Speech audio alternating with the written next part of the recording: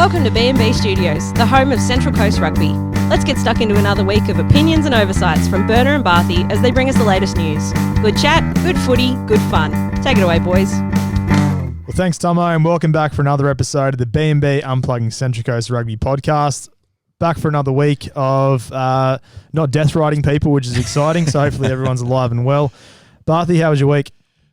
Mate, my week's been great. It's been on the up since JK let me off lightly last week. So yeah, a bit of sunshine. Any week that has a bit of sunshine compared to what we've been going through is a good week.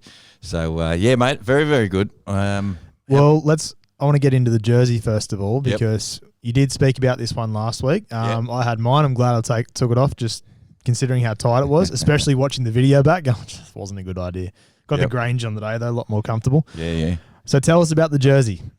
Okay, so I played in this jersey in England when I was over there, and for a club called Chess Valley Rugby Club, which was a small sort of park football, sort of similar to what we play here. It was second division London from memory. Anyway. How old were you at the time? Mid to late 20s, and great little sporting club. They had cricket played out of there. They had like a darts club, a rugby club. Mate, it was. I didn't think you were going darts next. No, yeah, well, I couldn't play darts, but mate, it was fantastic. It was unreal, really, really, really good, and I really got educated in a different style and brand, and just a different. I don't know if meaning's the right word, but certainly slightly different philosophies in rugby, and I really connected with it, and I thought it was. In what way? In what way is it different? Well, I guess they were all very, very much inclusive, and they were about they were. I've always played in rugby clubs that that had a really good culture and really positive and looked after each other, and this was just I guess at a little bit of a different level. In regards to they fed us after training Tuesday, Thursday nights. After matches, we fed the opposition, and it was just it was a little bit more homely, if that makes that makes sense. Like I loved it. I had an absolute ball. But anyway, so I was playing, and over there they have an FA Cup version of park rugby, of club rugby. And so I was playing in this one game, and the jersey I'm wearing, which I might add to, is thick as anything. And in the wet, my playing weight raised by 8 kilos. That's how thick and heavy. How to be a punish? Yeah. It was just, it's thick. I suppose you need the warmth over there, though. Well, we played over -4 degrees. Was one game I remember playing. And anyway, so I can't remember the rugby club we were playing, but this was to go the furthest the rugby club had ever gone in that knockout competition in the history of the joint. So it was a tight, rugged fair, and we were hosting at our home ground, and it was getting very tight. We're probably in the last sort of 5 to 10 minutes of the match, and we were sort of pressing probably 15 metres out from their line, and scrum packed down. The number 8. Who was just sensational, picked the ball from the back of the scrum. I was playing at 10, and basically picked it up and just aimed at my 10, got around his back row. It just sucked in 2 blokes and just sort of backhanded it to me. I waltzed under the post. No one within cooee of me, and I've gone to put the ball down one-handed, and as I've gone to put it down about a foot about a foot off the ground, it's just whick and slipped out of my hands like a cake of soap. You went down one-handed in that sort of moment. Yeah, one-handed. That's confidence. And it was arrogance, some would call it. It was misplaced confidence is what it was. And I've dropped it and it just bobbled and it hit, and I've just gone, oh, fuck it, I've just dropped it. I've gone, and I'm going, I hope no one saw it. And there's a bloke who was coming across and going, he's dropped it. And I looked at the referee, and I must have had guilt written all over my face. And the referee's, knock on. Everyone's gone, this was basically to win the match, put us in the lead, and to progress further than they've ever gone in the history of the joint. And you piece of shit. And I and I have absolutely ballsed it up. Yeah. Can you imagine being your number 8? Yep. Or your scrum just setting the platform, number 8 gets it off the back, draws it 2, and then you just have to catch. He drew in. Your only job is a 10. He drew in like 3 or 4. And like my 12 just drifted a little, opened up his 12 to follow him out. My 10 came in on the oh mate, I'm telling you could have driven a truck through the hole. It was freaking enormous, and I almost skipped and waltzed my way through, you know. And funnily enough, after the ball's up and I dropped the ball and we didn't score the try to get us in the lead, I've never to this day, I've never put the ball down one-handed ever again. You wouldn't? No, I learnt my lesson that day. And so, yeah, that was the story of this jersey. Not all was lost, though. So what happened the rest of the game, obviously? You're an absolute zero here. Oh, you know when you're just going, I've got to fix this, and the time's running out, and we're in a fair bit of strife, and I just thought I've got to have a crack, and you have to. Yeah, you're the worst person in the world. Yeah, and look, I was lucky enough to do a little bit and get the ball in and score. And so you scored the match winner. I scored the match winner with like no time left, and that was that's to replace the one that I stuffed up about 5 minutes earlier. And it was. You notice that story of you, regardless of how many people you beat, all that solo effort, no one cares about that. Yeah. It's just going to be the blunder. Right. No, but here's the thing, see. We won and we progressed forward, and the club was cheering and all that sort of stuff. But they give out awards, and this is, I guess, this is the what I was sort of alluding to at the start about how much I enjoyed my time there. They give you a see you next Thursday award at after the match, and that goes for for us, and it's handed out, and so it's whoever just balls up. Yeah, whoever does something stupid or has a shocker, and I was the. They say this is probably saying it to make me feel good, but they say I was the first guy in the history of the club to win the See You Next Thursday award and the man of the match in the same game.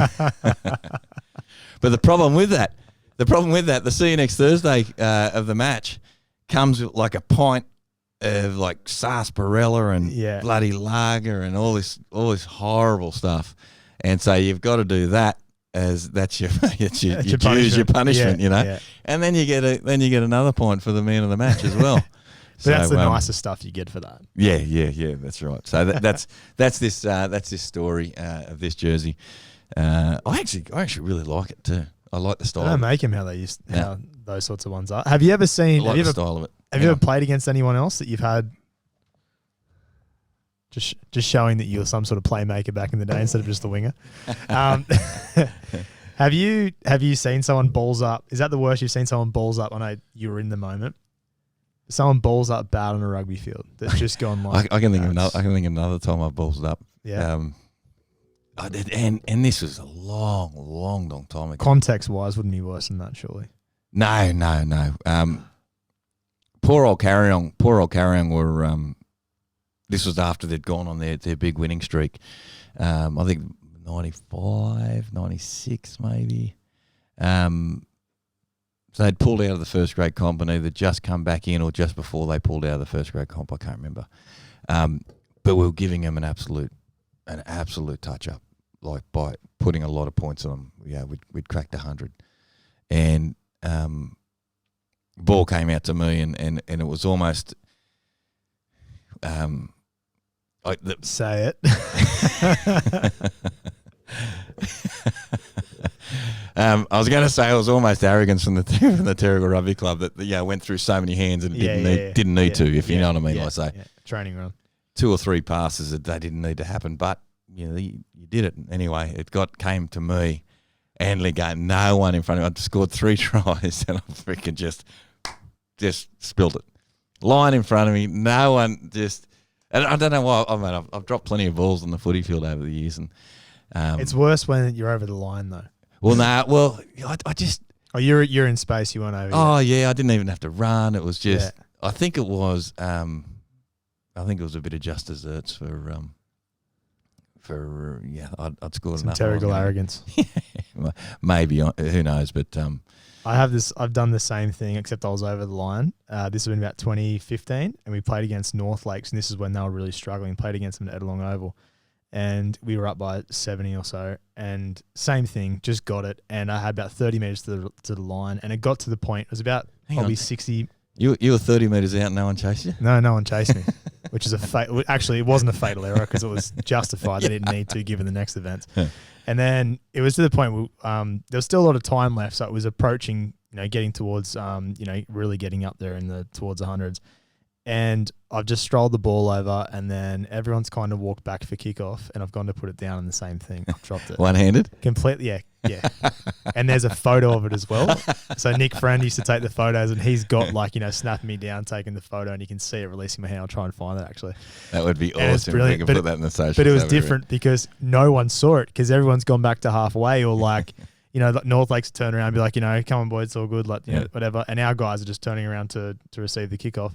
And I put it down, and everyone's had the shits because they've had to walk 40, 50 metres back for a scrum because they're all ready to go. And I'm just sort of standing there with the ball. I'm pretty sure it was Dave Hall who's called it. And I just felt the loneliest person in the world because everyone's just staring at you, and you're like, yeah, come back down here, boys. We've got to back a scrum.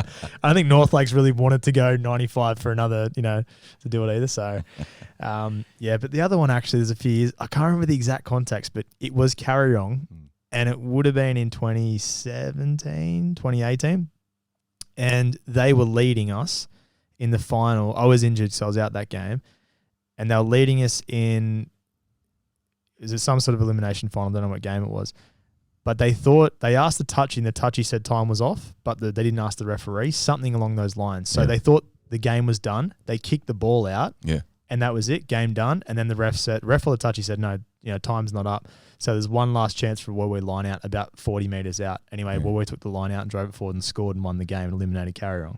Right. And it was I remember Scott and stuff blowing up, and just justifiably, because I can't remember who they asked, but it was like, we asked you, the time was up, and you said yes, and they asked the wrong person or something. Yeah, I'm guessing they asked a touchy, and it was the ref's call or something similar like that. Oh, but it was they had the game controlled, and if they knew there was another minute, I'm sure they would have just tapped it, rucked it up or whatever and gone for it. But kicked it, tapped it, kicked it straight out. Obviously, gave the ball back to Wee and then went from there. So and lost it. So that's a disappointing way to end your season. Yeah.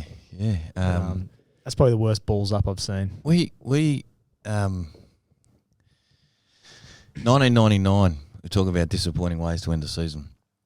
1999 was a really wet start to the year, and I'm pretty sure from memory at Terrigal we may have only played, or maybe even the competition, 1 or 2 rounds out of like 5 or something. Yeah, just horrendously wet weather, and it wasn't unusual to play for double points. Yep. And this is the entrance had quite a good side back then, and Terrigal was, I think it was the second last match of the round. Terrigal win, they become minor premiers. Yeah. I'll rephrase it. Terrigal win, they play the major semi-final.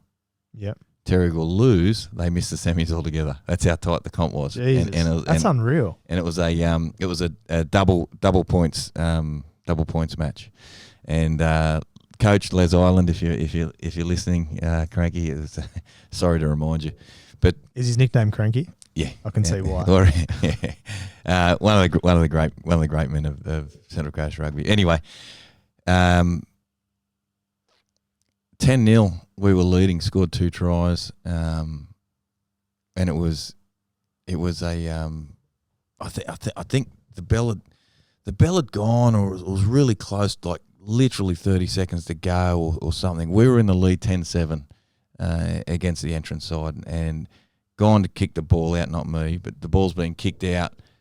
My memory's a little bit scratchy, but I do remember them getting the ball and just loose field play, and they were running south, the entrance home ground. And I remember just going, when you're just doing the numbers and you can see where the spaces are, and I was on the opposite end of the field just going, shit, we're in trouble, And they basically went 70 odd meters and scored in the corner, and out we were gone. Jesus. And Yeah, I can't remember if the entrants made the grand final. I don't think they did that year, but that's tough to swallow. Even going out that night, that's the end of your season, just thinking like, you couldn't not have animosity towards somebody in that moment. Do you know what I mean? Yeah, it's just mate. Anyway, it was that was a game I can remember. I clearly remember going, shit, we've just ballsed that up. Yeah, you know what I mean. I've played plenty of games where we've copped a flogging or we've been beaten, and it's like, yeah, no, we weren't the best side. Yeah, I remember that was that one game where I thought, man, we have just given this to the opposition. Yeah. But anyway, that was a long time ago. They're taking the points. Yeah. So it didn't make semis that year. No, guessing by it. Anyway, let's get on to some other stuff. Well, Burner, mate, as the voice of the Central Coast competition, the self-proclaimed voices of the Central Coast competition, we call ourselves, the great Christian McCowan from the Terrigal Rugby Club got in contact with me and with us, I should say, at the podcast, and asked us to do a little bit of promoting about the Come Try It for Girls Only night the Terrigal Rugby Club are doing. When's that? They're specifically targeting young girls ages 15 to 17. Sorry, I'll rephrase that. They're targeting girls ages 12 to 17, so a bigger age bracket. And it is going to be on Friday night, the 1st of April, down the Haven from 5:30 to 6:30 p.m. It's a great opportunity for girls just to try their hands at rugby and test their skills, have a bit of fun and enjoy themselves. So, mate, when someone gets in contact with us here at the podcast and wants to do something to raise the profile of women's sport or just the sport that we love in rugby, I'm all in.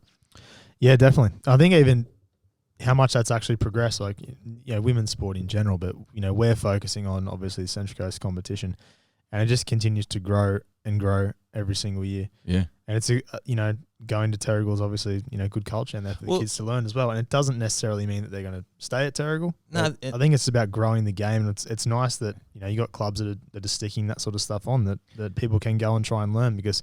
But also I'd like it. Make it clear this is not a registration drive. Yeah, this is just for girls to get in and have a crack at playing footy. Yeah, you know what I mean. So, yeah, you might have a younger brother, sister, niece, nephew, daughter who doesn't want to play footy but has a little bit of interest. Yeah, so there's an opportunity to go down to the Terrigal Rugby Club and smack some smacking pads and get some girls perhaps of a similar mindset who aren't sure if they want to play full time. They might just want to test the waters. So I think. A massive congratulations to the Terrigal Rugby Club and what they're trying to do.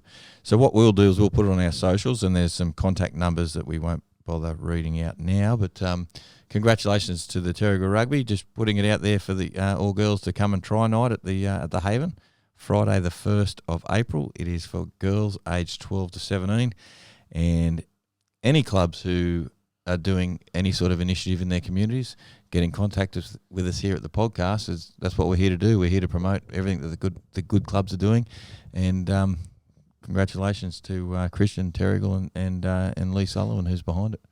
Well done. Well, let's get on to the Swatelski Shield. Yeah. So the first bit of rugby for the season. So excited for the first bit of 15s anyway. Well, it ended up being the Battle of the North. Yeah. And there was no winner. Well, there was a winner. What are you going to say, the winner's rugby or something? The winners were my Wildcats. I've heard claims that Lake scored the first try. Is that true? Well, and if it is there some sort of countback system? According to Marshall, it is. No. So it's just the North has it, is that what we're going with? Yep, the North have it, and being the integral part that we play in how this competition's administered, run, everything except for playing fields. We don't claim any responsibility over the conditions of playing fields. I hereby announce that my Wildcats are the Swatelski Shield champions. I'm not part of that. Oh, there's a surprise. Yeah, there's a surprise. You're doing something that takes a little bit of shine off the Wildcats. I don't want to take shine off. I just don't want to give glory to something that's that hasn't been achieved yet. They won, mate. They didn't win. They drew. Well, mate, it's very A draw's better than a loss. It's very true. Just covering the day, though, I think it's... Hang on. No, we're moving. My Wildcats didn't win a game last year, and I'm taking a draw as a win. Yep, you can take a draw as a win if that's your approach. I think it's all started because it didn't tip Warnervale last year, and deservedly so. So if you're happy to take a draw as a win, you take a draw as a win. But it does put him... I will give him this. It does put him in very good stead for the year. Damn straight. Yeah, given... Third time lucky, semi-finals bound, my Wildcats. The way we heard that they... You've been tipping them for a couple of years, haven't you? They've failed you for a few years in a row. And Not this year, brother. You're still sticking strong? Not this year. Third year. I can tell you right now, lock it in the bank. You know what? I'm going to death ride them. I'm going to back them every week. Lock them in the bank. My semi-finalists this year will be the Wildcats. I think it's really good to see them strong because we said for a few years they do have the potential to get there, but I know their coaching staff has changed. They've got a few new players, which is really good. There's a couple we found out from Nick that someone's gone back from Razorbacks back to Warnervale. So that's exciting for them. And we know they've got a good culture, and what they've struggled with the last few years is to actually just get the players there and the quality players to get there to really contest. Because last year we sat here and said that every team can beat anybody on their day except for Warnervale. But this year it looks like that's completely changed around. You said that. And I was accurate. Whereas this year, it looks like it's completely changed around. I hate it when you're right.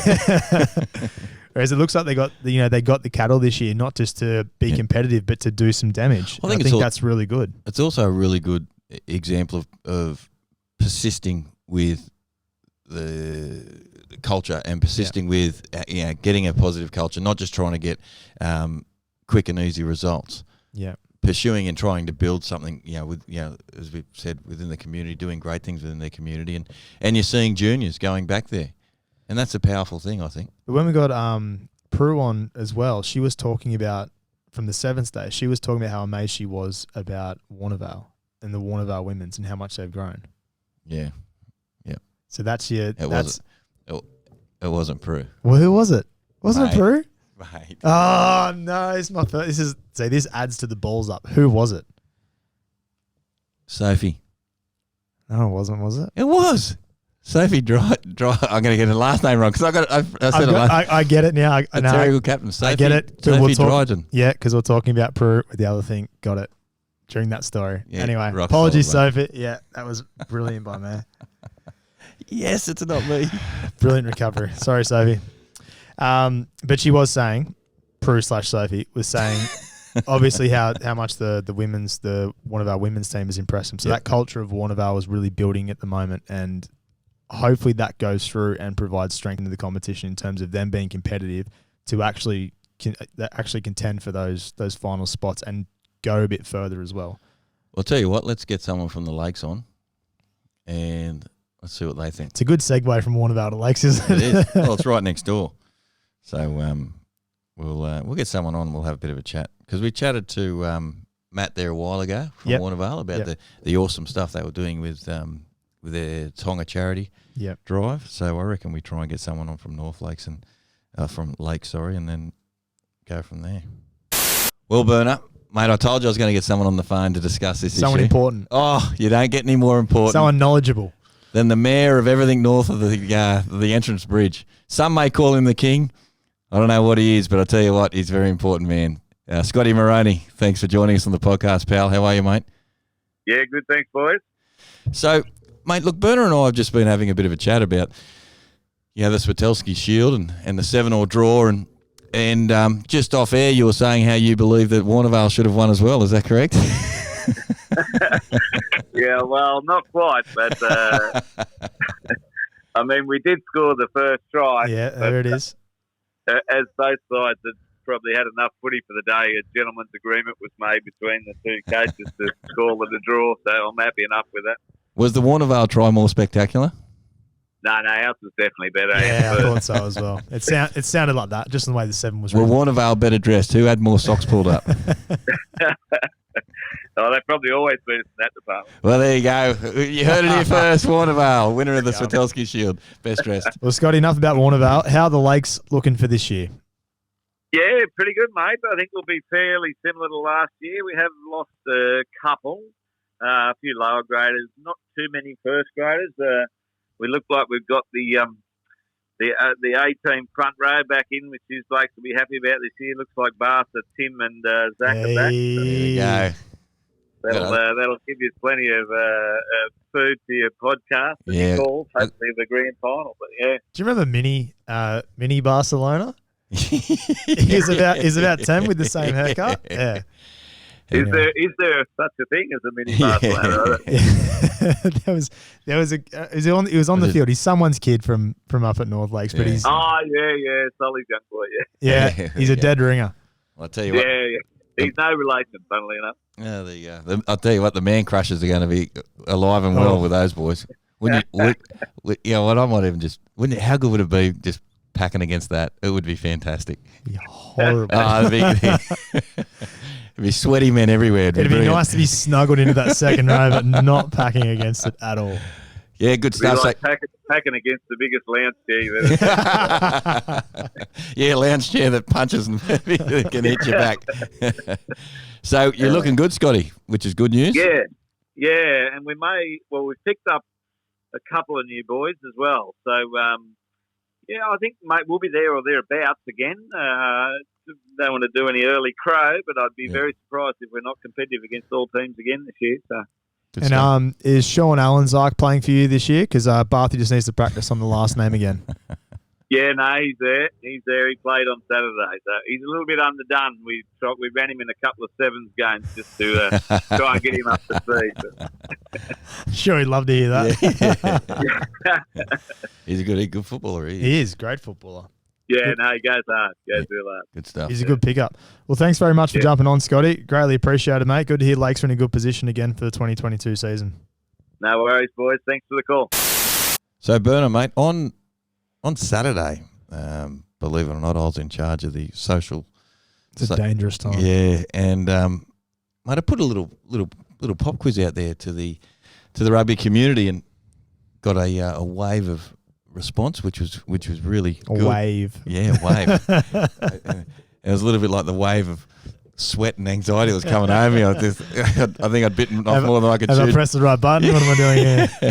Yeah, so mate, I put it out to the rugby community out there that prior to that brilliant Evoca side of the 2000s and when they won a million competitions, which two clubs previously held the record for most competitions in a row? And a bonus point for how many? Carryong was one of them, weren't they? I don't know, mate. They're your answers. You tell me and I'll tell you if you're right. That's what I'm asking with a question mark here. I think Carryong's one. I don't know who the other one is. I'm going to say Terrigal, but because I know they were strong earlier, but I think I'm fairly confident Carryong's one. I don't know if Terrigal's another one, but I couldn't. Yeah, I'm not going to say Carryong Terrigal. Well, you're correct.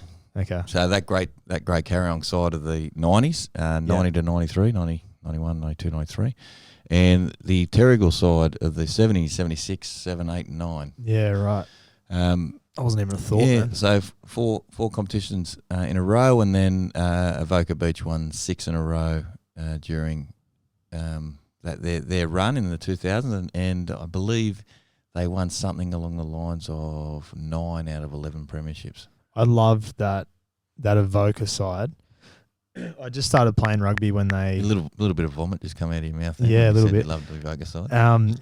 I just started playing rugby around that time that they started really winning. And then when I went to a grade game or stayed back or anything like that, you'd be like, oh, they're playing against the Avoca. And we'd always have Centurions Day against the Avoca. Yep. And, everyone would just get on the piss on the sidelines. But we'd get pumped by 60, 70, 80 up every single time. But it was like, we'll play against the Avoca. And it was just so good to watch that whole thing of this is the Avoca team. Like there was almost a bit of like prestige against playing against that side. That's how good it was. I know you probably felt differently, but from a club that was struggling, it's like we get to play against this sort of. Well, thankfully I didn't have to play against them. I had to coach against them. Oh, yeah, that's true. And, you had a good game. You had a winning record or something. Yeah, very, very, very successful.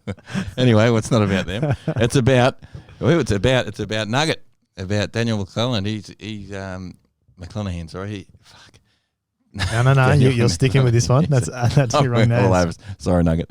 He was the first to come in with the correct answer. Yep. And then, so one of our brand new, shiny, fresh off the production line, bottle openers is heading out Nuggets' way. And Steve McGrath from Carry On also chucking one out his way as well. He gave me the correct years. So, well done to Steve and Nugget getting involved in our little That's good info social quiz. Yeah, to remember the correct years as well. I might throw a few out there from time to time. A bit of trivia about out in the competition. I think throw more out there and get everybody involved a little bit more. I think we can reward people more for the social stuff as well. Yeah. Whatever we're doing. I think the trivia is good though, because even the trivia stuff have been even 6 years ago, I probably wouldn't even remember. So for me, it's a nice little just recap, because you're not thinking about the games all the time. So, and they are pivotal moments in your playing careers as well. So yeah, watch this space. All right, well, that'll do us for another week of the podcast. We've got 2 more episodes until the season kicks off. Yeah, thanks for hanging out with us. Yeah. We're doing it tough, and just like the pre-seasons, we're trying our best. We're getting through it. It's hard when the content doesn't create itself, isn't it? That's right. No, but we couple more weeks. We got the season launch on the 25th as well, which is next Friday, which is good. So get your tickets to get along to that. Should be a bunch of fun. Yeah. We're going to be emceeing it on the night, so have a little bit of fun with that as well. 2nd of April is the season kickoff. Kickoff. It's going to be good. Well, I've already given away a little bit of my secret who I think is going to be in the top 4 or top 5. Who's that?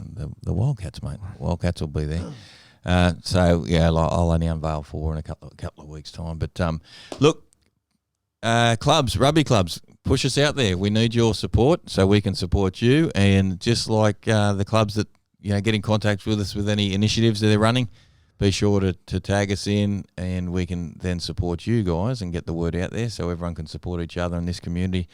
It would be a great thing to have everyone and more people on board. Yep, and even not just clubs, if you're players, tag as much as you can. If you're doing something down at rugby training, you're putting something on your stories, whether that's on whether that's Instagram or wherever, just tag us in it so then we can reshare it and keep raising our profile. Because the more that we can do that and keep resharing things and getting that into people's headspaces while they're scrolling on their phone is obviously only going to promote Central Coast Rugby further. So tag us as much as you can. We'll share anything that we see on our feed following the clubs. We'll obviously share that as much as we possibly can as well, and get the word out there, all that good news. So remember to post stuff and obviously share it with us. Might put something secret into put a secret into next week's YouTube clip. Oh, I like that. And get a prize pack out there. And we'll get the trivia happening again too, eh? Yep. It was quite successful. I think of something curly out there for this week. That'll be good. That's us done. See ya!